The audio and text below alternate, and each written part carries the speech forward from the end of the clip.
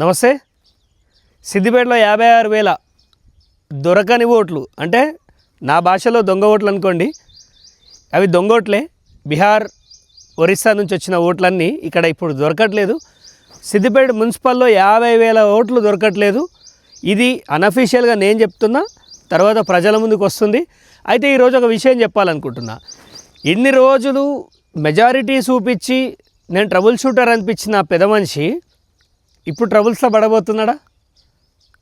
Amrit city funds పేరు మీద 2018 నుంచి స్పెషల్ గ్రేడ్ మున్సిపాలిటీ అని చెప్పి 2018 నుంచి నేటి వరకు దాదాపుగా 700-800 కోట్ల రూపాయలు నిధులు కొట్టేసి ఇప్పుడు ఈ దొంగ ఓట్లు అడ్డం పెట్టుకొనే అమృత్ సిటీ ఫండ్స్ తెచ్చుకున్నారు.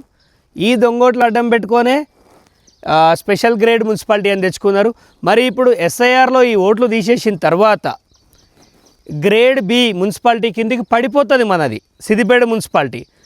అంటే ఈ ఫండ్స్ అన్ని ఏం చేసినా పెద్ద మనిషి ఎమ్మెల్యే అని అడిగితే ఆయన ఏమంటాడంటే యూజీడీ అంటాడు. అండర్ గ్రౌండ్ డ్రైనేజ్ కోసం వాడిన ఇన్ని రోజులు అండర్ గ్రౌండ్ డ్రైనేజ్ కోసము ఈ డబ్బులన్నీ పెట్టినా అంటుండు. సరే, మరి మొన్న పడ్డ వర్షాలకి సిద్దిపేట ఎందుకు సగం మునిగింది?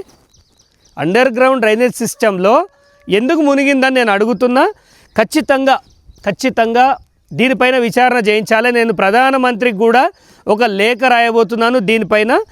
ఈ దొంగతనంగా అమృత్ సిటీ ఫండ్స్ తీసుకున్న దానికి అకౌంటబిలిటీ అనేది ఉండాలి. ఒక ఆడిట్ కమిటీని కూడా వెయ్యాలి. ఈ రకంగా దొంగ ఓట్లను తీసుకొచ్చి